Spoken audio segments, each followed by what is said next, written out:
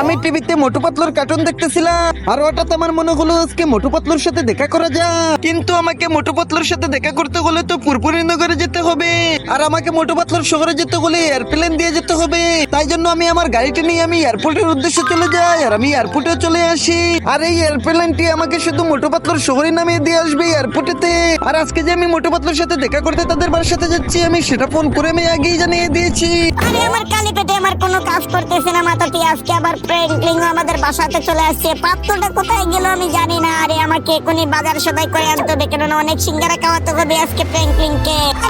আরে কালু তুই কি পাত্রকে দেখেছিস? হ্যাঁ গো মোটু দা, আমি দেখলাম পাত্র তার বন্ধুদের সাথে ফুটবল খেলতে মাঠে চলে গেছে।